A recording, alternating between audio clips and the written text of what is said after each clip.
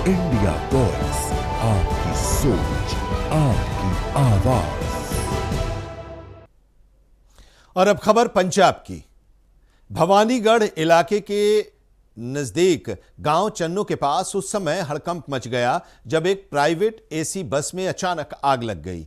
बस में दर्जनों यात्री सवार थे। बताया जा रहा है कि चलती बस से अचानक धुआं निकलना शुरू हुआ।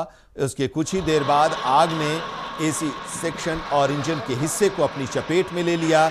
आग की लपटें इतनी तेज थीं कि बस स्टाफ और स्थानीय लोगों ने आग की जो तेज लपटें थीं उसको देखते हुए तुरंत कार्रवाई करते हुए सभी यात्रियों को सुरक्षित बाहर निकाला और एक बड़ा हादसा टल गया। कड़ी मशक्कत के बाद आग पर काबू पाया गया। हालांकि बस का एक बड़ा हिस्सा जलकर राख हो गया। शुरुआती जांच जो हुई है उसमें अंदेशा है कि आग एसी सिस्टम में तकनीकी खराबी के कारण लगी। गनीमत ये रही कि इस हादसे में किसी के हताहत होने की कोई खबर नहीं है।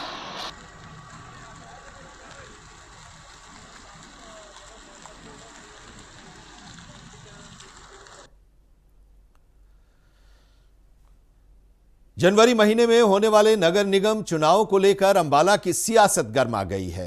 हाल ही में प्रशासन द्वारा बनाई गई एडहॉक कमेटी और वार्डबंदी को लेकर जो कार्रवाई की गई है उसको कांग्रेस ने अब हाईकोर्ट का रुख इसको लेकर किया है। कांग्रेस पार्टी ने वार्डबंदी की प्रक्रिया और उसमें शामिल सदस्यों को लेकर सवाल खड़ा किया है। हाईकोर्ट में इसको लेकर याचिका दायर की है। जानकारी के देते हुए पार्षद मिथुन वर्मा ने आरोप लगाया कि वार्डबंदी की प्रक्रिया में सिर्फ बीजेपी के सदस्यों को ही शामिल किया गया है। ऐसे में चुनाव निष्पक्ष होना संभव नहीं है, जिसके चलते कोर्ट का रुख किया गया है।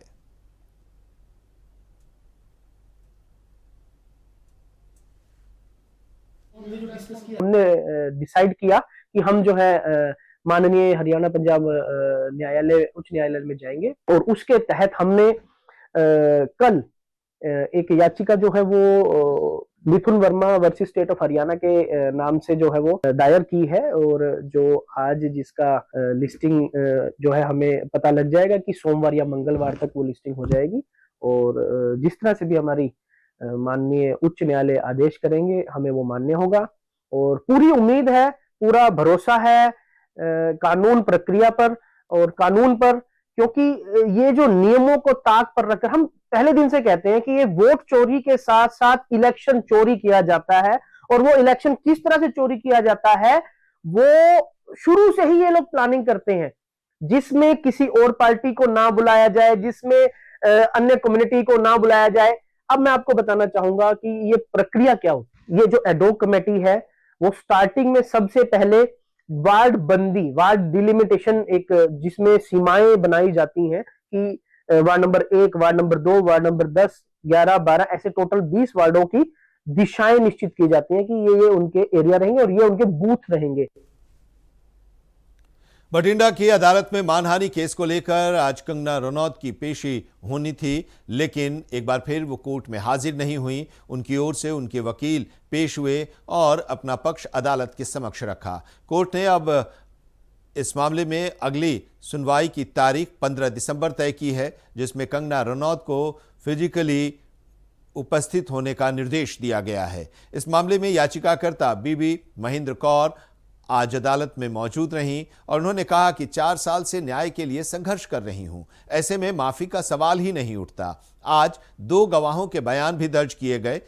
बीबी महेंद्र कौर के वकील रघुवीर सिंह बहनीवाल ने बताया कि कुछ महत्वपूर्ण सबूत दाखिल किए गए हैं। यह केस उस सोशल मीडिया पोस्ट से जुड़ा है जिसमें कंगना ने आरोप लगाया था कि महिलाएं 100-100 रुपए लेकर धरने में आती हैं। ਅੱਜ ਮਹਿੰਦਰ ਕੌਰ ਵਰਸੇ ਕੰਗਨਾ ਰਣੌਤ ਕੇਸ ਦੇ ਵਿੱਚ ਮਾਤਾ ਮਹਿੰਦਰ ਕੌਰ, ਕਿਉਂਕਿ ਸਾਡੀ ਐਵੀਡੈਂਸ ਦਾ ਡੇਟ ਰੱਖੀ ਗਈ ਸੀ, ਮਾਤਾ ਜੀ ਪੇਸ਼ ਹੋਏ ਸੀਗੇ। ਮਹਿੰਦਰ ਕੌਰ ਇੱਕ ਦੂਸਰਾ ਗਵਾਹ ਅਸੀਂ ਜਿਹੜਾ ਗੁਰਪ੍ਰੀਤ ਸਿੰਘ ਮਾਤਾ ਦਾ ਜਿਹੜਾ ਭਾਈਚਾਰੇ ਚੋਂ ਪੋਤਾ ਲੱਗਦਾ, ਅਸੀਂ 2 ਗਵਾਹ ਅੱਜ ਕੋਰਟ ਦੇ ਵਿੱਚ ਕਰਾਏ ਹੈਗੇ। ਉਹਨਾਂ ਦੇ ਵਕੀਲ ਸਾਹਿਬ ਵੀ ਪੇਸ਼ ਹੋਏ ਸੀ, ਸੀਨੀਅਰ ਐਡਵੋਕੇਟ ਨਹੀਂ ਅਪੀਅਰ ਹੋਏ, ਉਹਨਾਂ ਦੇ ਪ੍ਰੋਕਸੀ ਕਾਉਂਸਲ ਅਪੀਅਰ ਹੋਏ ਸੀ। ਅੱਜ ਕੋਰਟ ਨੇ ਕੁਐਸਚਨ ਆਨਸਰ ਫਾਰਮ ਦੇ ਵਿੱਚ ਜਿਹੜੀ ਇਹਨਾਂ ਦਾ ਐਗਜ਼ਾਮੀਨੇਸ਼ਨ ਚੀਫ ਕਰਵਾਇਆ ਹੈਗਾ। ਦੋਨੋਂ ਗਵਾਹਾਂ ਦਾ ਐਗਜ਼ਾਮੀਨੇਸ਼ਨ ਚੀਫ ਹੋਇਆ ਤੇ ਅਸੀਂ ਜਿਹੜੇ ਡਾਕੂਮੈਂਟਸ ਸੀਗੇ ਉਹ ਜਿਵੇਂ ਟਵਿੱਟਰ ਤੇ ਜੋ ਪੋਸਟ ਟਵੀਟ ਕੀਤੀ ਗਈ ਸੀ ਉਹਦੀ ਕਾਪੀ ਤੇ ਬਾਕੀ ਰੈਲੇਵੈਂਟ ਡਾਕੂਮੈਂਟਸ ਹੈਗੇ ਅਸੀਂ ਉਹ ਅੱਜ ਕੋਰਟ ਦੇ ਵਿੱਚ ਪੇਸ਼ ਕੀਤੇ ਹੈ ਤੇ ਉਹਨਾਂ ਦੇ ਵਕੀਲ ਸਾਹਿਬ ਨੇ ਅੱਜ ਕੰਗਨਾ ਦੇ ਵਕੀਲ ਸਾਹਿਬ ਨੇ ਡੇਟ ਲਈ ਹੈ ਉਹ ਮਾਤਾ ਜੀ ਨੂੰ ਤੇ ਜਿਹੜਾ ਦੂਸਰਾ ਗਵਾਹ ਅਸੀਂ ਪੇਸ਼ ਕੀਤਾ ਸੀ ਕੋਰਟ ਦੇ ਵਿੱਚ ਉਹਨਾਂ ਨੂੰ ਜਿਹੜੀ 15/12 ਨੈਕਸਟ ਡੇਟ ਹੈ ਉਸ ਤੇ ਉਹਨਾਂ ਨੂੰ ਕ੍ਰਾਸ ਐਗਜ਼ਾਮਿਨ ਕਰਨੀ ਇਹਨੇ ਅੱਜ ਫਿਜ਼ੀਕਲ ਜੋ ਪੇਸ਼ ਹੋਣ ਵਾਸਤੇ ਉਹਨਾਂ ਦੀ ਐਪਲੀਕੇਸ਼ਨ ਉਹਨਾਂ ਨੇ ਲਗਾਈ ਸੀ ਉਹਦਾ ਅਸੀਂ ਜਵਾਬ ਦਿੱਤਾ ਸੀ ਉਹਦਾ ਅੱਜ ਸਾਡੀ ਐਪਲੀਕੇਸ਼ਨ ਦਾ ਜੋ ਉਹਨਾਂ ਨੇ ਸਾਡੇ ਰਿਪਲਾਈ ਦਾ ਜੋ ਰੀਜੋਇੰਡਰ ਦੇਣਾ ਉਹਨਾਂ ਨੇ ਅੱਜ ਕੋਰਟ ਦੇ ਵਿੱਚ ਸਬਮਿਟ नहीं करवाया। और वक्त हो चला एक छोटे से ब्रेक का। ब्रेक के बाद भी खबरों का सफर जारी रहेगा, देखते रहिए इंडिया वॉइस। ब्रेक के बाद आपका एक बार फिर से स्वागत है। खबर पंजाब से। अमृतसर में 4 से 8 दिसंबर तक 19वां पीटेक्स मेला बड़े पैमाने पर लगाया जा रहा है। मेले के सिलसिले में प्रेस कॉन्फ्रेंस भी हुआ और इस प्रेस कॉन्फ्रेंस में पंजाब स्टेट चेयर करण गल्होत्रा सहित कई लोग मौजूद थे। करण ने कहा कि पीटेक्स का 19वां एडिशन है जो नॉर्थ इंडिया का सबसे बड़ा ट्रेड फेयर बन गया है। इसे दिल्ली के प्रगति मैदान के बाद देश का सबसे बड़ा ट्रेड एक्सपो माना जा रहा है। इस साल मेले में करीब 600 स्टॉल लगाए जाएंगे जहां देश विदेश के व्यापारी अपने प्रोडक्ट दिखाएंगे। ये मेला टूरिस्ट और खरीदारों के लिए खास आकर्षण होगा। उन्होंने बताया कि 5 दिसंबर को मेले का उद्घाटन देश के पूर्व राष्ट्रपति डॉक्टर रामनाथ कोविंद करेंगे। साथ में पंजाब के कैबिनेट मंत्री हरपाल चीमा भी होंगे, जबकि 8 दिसंबर को पंजाब के governor Gulab Chand Kataria chief guest के तौर पर शामिल होंगे और साथ ही कैबिनेट मंत्री हरजोत सिंह बैंस भी मौजूद रहेंगे।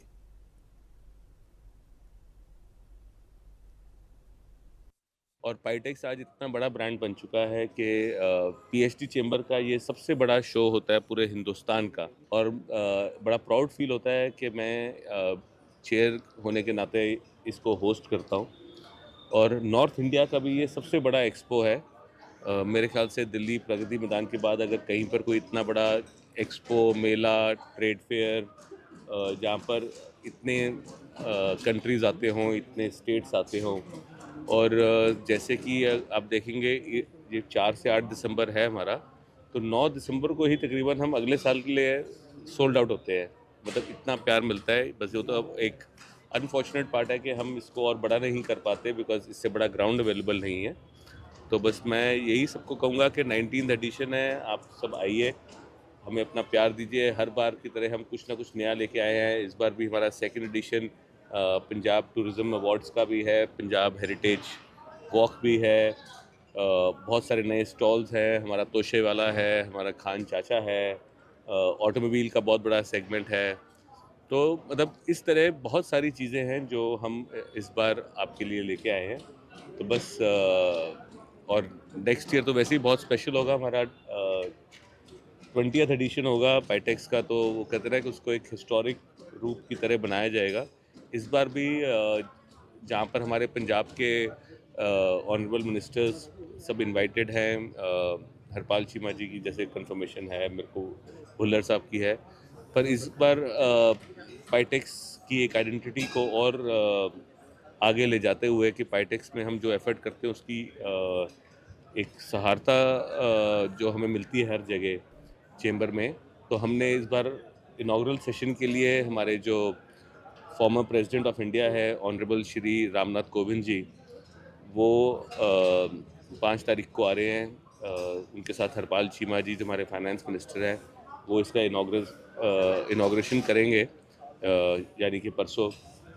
इसी के साथ हमारे ऑनरेबल गवर्नर श्री गुलाब चंद शिरोमणि अकाली दल के प्रेसिडेंट सुखबीर सिंह बादल ने पटियाला पुलिस प्रशासन को एक पत्र लिखकर हालात पर गंभीर चिंता जताई है।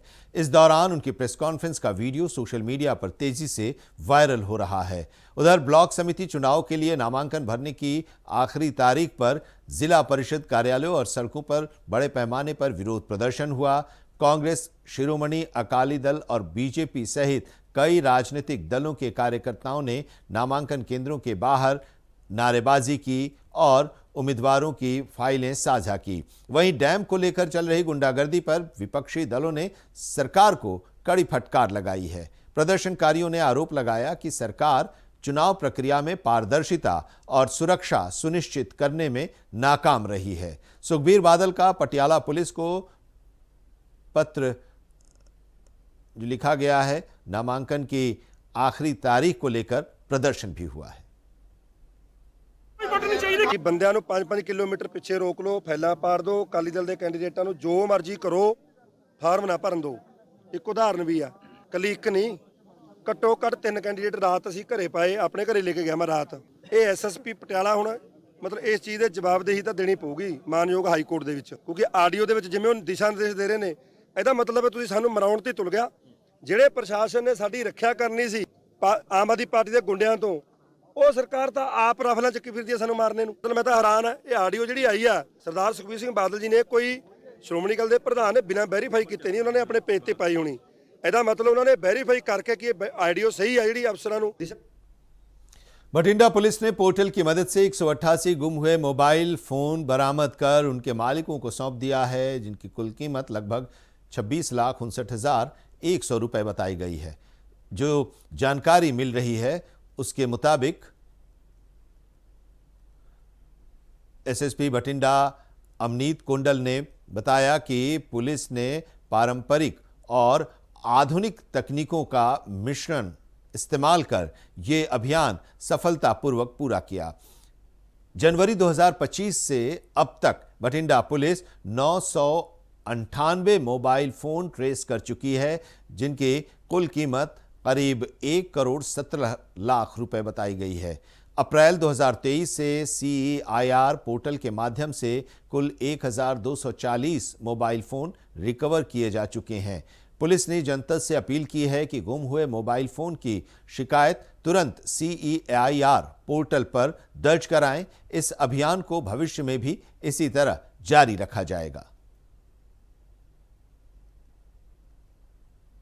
पुलिस वालों पुलिस लाइन विखे ਜਿਹੜੇ ਸਾਡੇ ਸਾਂਝ ਦਾ ਇੱਕ ਇਨੀਸ਼ੀਏਟਿਵ ਹੈ government of India the CEIR the portal ਹੈ, ਸੈਂਟਰਲ ਇਕਵਿਪਮੈਂਟ ਆਈਡੈਂਟੀਟੀ ਰਜਿਸਟਰ। ਉਹਦੇ ਮਾਧਿਅਮ ਰਾਹੀਂ ਜਿਹੜੇ ਵੀ ਲੋਕੀ ਸਾਂਝ ਨੂੰ ਆਪਣੇ ਗਵਾਚੇ ਹੋਏ ਮੋਬਾਈਲਸ ਬਾਰੇ ਐਂਟਰੀ ਪਾਉਂਦੇ ਜਾਂ CEIR ਪੋਰਟਲ 'ਚ ਲੌਗਇਨ ਕਰਦੇ, ਸਾਡੀ ਡਿਸਟ੍ਰਿਕਟ ਬਠਿੰਡਾ ਦੀ ਸਾਂਝ ਦੀ police led by SP headquarter Jagdish Bishnoi ji ਔਰ ਸਾਂਝ ਇੰਚਾਰਜ ਔਰ ਇਹਨਾਂ ਦੀ ਸਾਰੀ ਟੀਮ ਲਗਾਤਾਰ ਹੀ CEIR ਪੋਰਟਲ ਦੀ ਜਿਹੜੀ ਸਰਵਿਸਿਜ਼ ਨੂੰ ਅਵੇਲ ਕਰਦੇ ਹੋਏ ਬਠਿੰਡਾ ਵਾਸੀਆਂ ਦੇ ਖੋਏ ਹੋਏ ਮੋਬਾਈਲ ਅਸੀਂ ਉਹਨਾਂ ਨੂੰ ਵਾਪਸ ਦੇ ਰਹੇ ਹਾਂ। ਅੱਜ ਅਸੀਂ ਇਸੇ ਹੀ ਲੜੀ 'ਚ 188 ਲੌਸਟ ਮੋਬਾਈਲ ਫੋਨਸ ਬਠਿੰਡਾ ਦੇ ਰੈਜ਼ੀਡੈਂਟਸ ਨੂੰ ਵਾਪਸ ਕੀਤੇ। ਔਰ ਇਹਦੇ ਨਾਲ ਮੈਂ ਇਹ ਵੀ ਦੱਸਣਾ ਚਾਹਾਂਗੀ ਕਿ ਇਸ ਸਾਲ ਅਸੀਂ ਟੋਟਲ 898 ਲੌਸਟ ਮੋਬਾਈਲਸ ਆਪਣੇ ਉਹਨਾਂ ਦੇ ਲੌਫੁਲ ਜਿਹੜੇ ਰੈਸੀਪੀਐਂਟਸ ਹੈ ਉਹਨਾਂ ਨੂੰ ਹੈਂਡਓਵਰ ਕੀਤੇ। ਔਰ CEIR ਪੋਰਟਲ 2023 ਤੋਂ ਚੱਲ ਰਿਹਾ ਹੈ ਤੇ 2023 ਤੋਂ ਲੈ ਕੇ ਹੁਣ ਤੱਕ ਬਠਿੰਡਾ ਪੁਲਿਸ ਨੇ 1240 ਅਜਿਹੇ मोबाइल्स है जिन्होंने लब के उन्होंने ओनर्स ਨੂੰ। तो इसी के साथ इस बुलेटिन में अभी इतना ही, लेकिन देश और दुनिया की तमाम अहम खबरों के लिए आप जुड़े रहिए इंडिया वॉइस के साथ।